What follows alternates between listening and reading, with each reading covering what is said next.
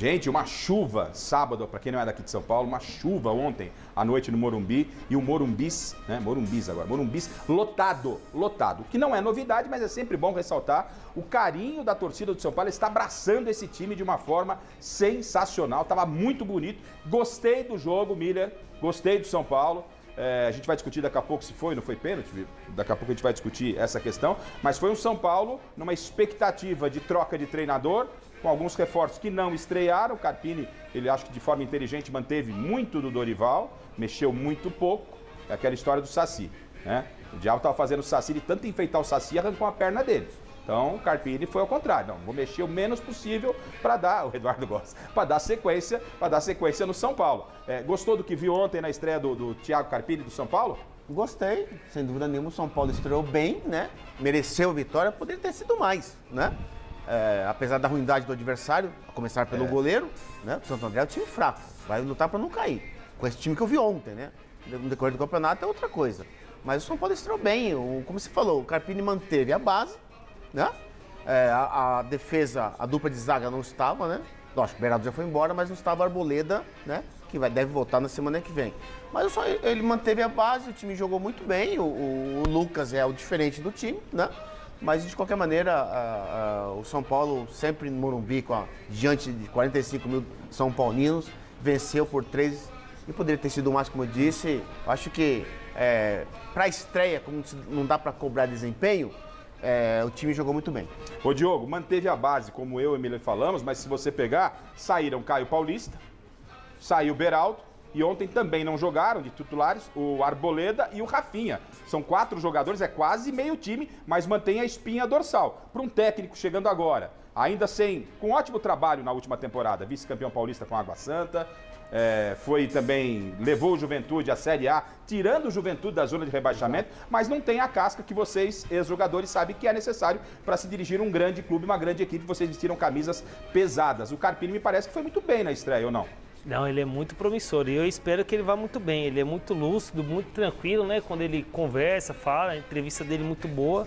Espero que surja um novo treinador. Acho que precisa também, né, de novos jogadores, não, treinadores também. E eu acho que ele tem tudo para dar certo. Eu achei ele muito inteligente, fez, como você falou, ano passado com Água Santa, Juventude. Acho que ele tem tudo para dar certo. Ele foi muito inteligente de manter o time, né? Acho que ele vai colocando as coisas dele aos poucos. Acho que todo treinador tem isso. Mas ele fez muito bem em manter essa espinha dorsal. Edu, é verdade que você está voltando de férias? Você tirou quanto? 80 dias? 90. Mas você, obviamente, conhece bem os bastidores do São Paulo. O Carpini não era a bola da vez, mas o mercado acabou oferecendo o Carpini. E no formato que a diretoria do São Paulo tem, daquelas entrevistas, até que um dos argentinos não quis nem participar da entrevista com o Muricy e tal, caiu no nome do Carpini. Como é que está a ambientação daquilo que você está recebendo de informação e essa avaliação também dessa estreia do São Paulo na vitória com o Santo André? E o Miller toca num ponto importante, a fragilidade do adversário. Não tira o mérito do São Paulo, mas é importante colocar essa questão da fragilidade do adversário. E esse é um caso diferente do Corinthians, porque o Santo André está treinando há muito mais tempo do que o Guarani. Muito mais tempo. Então, esperava ser um pouco mais até de obstáculos para o São Paulo. E o São Paulo enfrentou, além de tudo, um campo pesado. Depois que ele fez 3-1, ele definiu o jogo. Até achei que o Carpini fosse poupar alguns jogadores, porque o São Paulo está pensando no início do Paulista, mas ele está com a cabeça no dia 4, no jogo contra o Palmeiras, que é já o primeiro desafio. E ele tem uma sequência que não é das mais fáceis, porque antes de pegar o Palmeiras tem o Corinthians. Então, já que você falou da sequência, eu vou te passar aqui. Ele tem Mirassol terça-feira, gente. É difícil, lá. São 450 km. Será que vai de voo fretado até Rio Preto? Provavelmente. Mas mesmo assim, a logística... Só 2 treinos. Mas mesmo assim, né? Pra você ir até Rio Preto, você demora para chegar no aeroporto. Um regenerativo hoje e um treino único para o jogo de terça-feira. Então vai jogar contra o Mirassol fora, depois recebe a sua Portuguesa no Morumbis. Depois já tem o Corinthians para tentar quebrar o tabu na Neoquímica Arena, o Corinthians do Paulo. E depois o Palmeiras na Supercopa em BH. Olha o desafio do Carpini aí, gente. E a gente tem que pensar o seguinte: quem montou o time? Dorival. Quem treinou a primeira semana do time? Lucas Silvestre e Pedro Soteiro, auxiliares do Dorival. Então treinaram aquilo que o Dorival deixou. O Carpini chega no sábado, acompanha o treino dos auxiliares do Dorival e tem só 5 dias para montar o time que estreia no outro sábado. 3-1, estreia tranquila. Não, e sem esquecer que tem um Muricy lá dentro também. Você tem um Muricy lá Que dentro é o cara que aprovou o Carpini. Você passa todas as coordenadas pro Carpini. O Muricy é hoje uma peça importantíssima nesse São Paulo. Agora, o que me chama a atenção, jogador, é quando o São Paulo não tem a posse de bola, ele pressiona a equipe do Santo André. E já começa a dar uma cara do treinador, do Carpini. Né?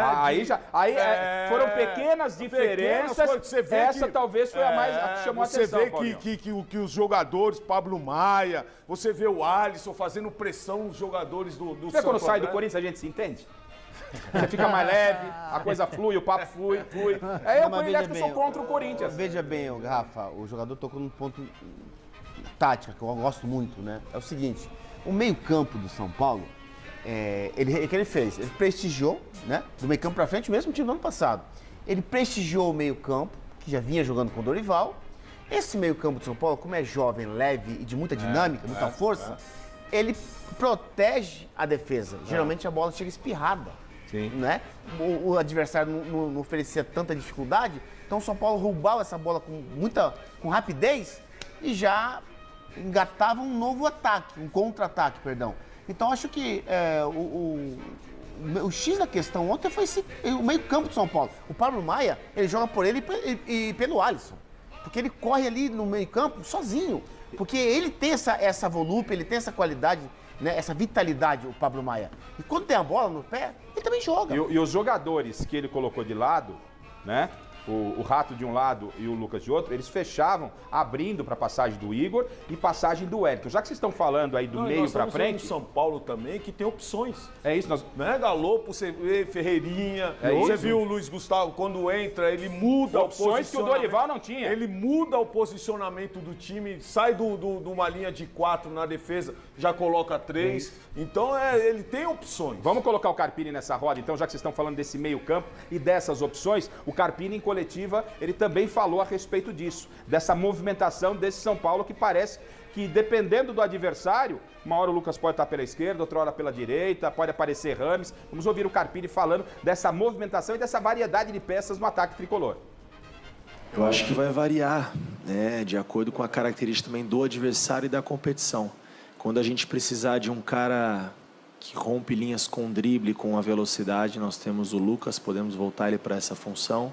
Um cara que distribui bem a bola e tem a inteligência de achar os espaços para mudar a bola de lado, para achar um passe de gol. Esse cara é o Luciano, esse cara é o Rames.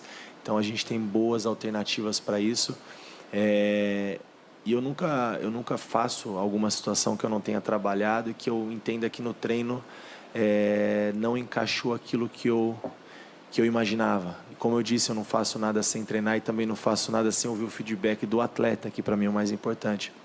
E eu conversei com o Lucas essa semana, em específico nesse jogo, eu gostaria que ele fizesse essa função que ele desempenhou hoje de maneira fantástica, indiscutível, né? A capacidade técnica, física, a velocidade nos movimentos, um atleta de altíssimo nível, por isso que viveu grandes coisas assim na carreira.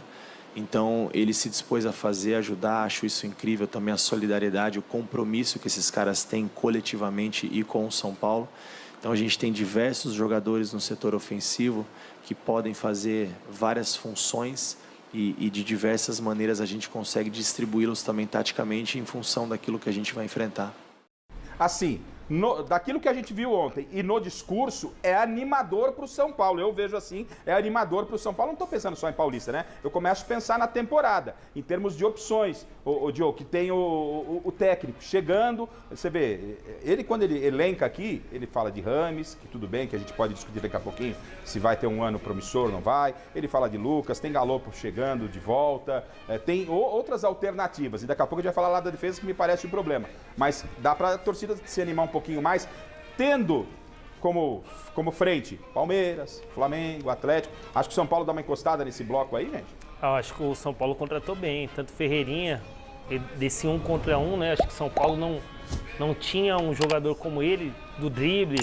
Tem o Lucas, mas acho que é importante também ter o Ferreirinha como que ele faz isso muito bem. O Galopo também, que terminou muito bem antes de se lesionar, né?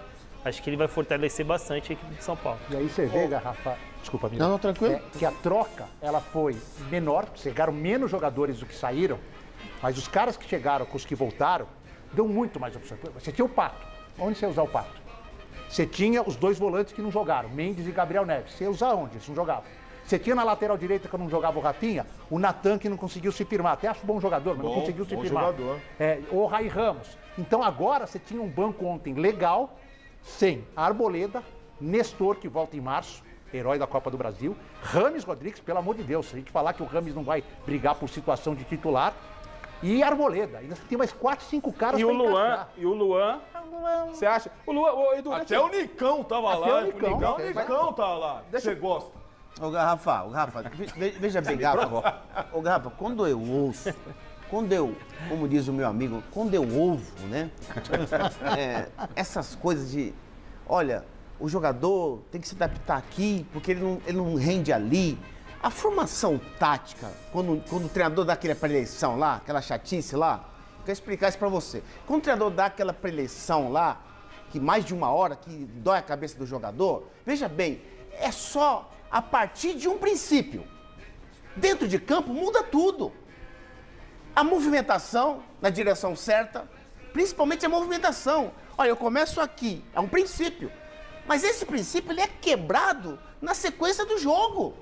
Não tem esse negócio de o jogador ficar que nem um poste ali não parado.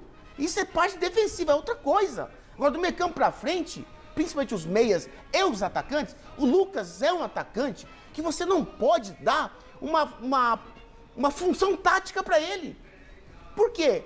Porque ele é um jogador que, na maioria das vezes, com a bola no pé principalmente, ele improvisa.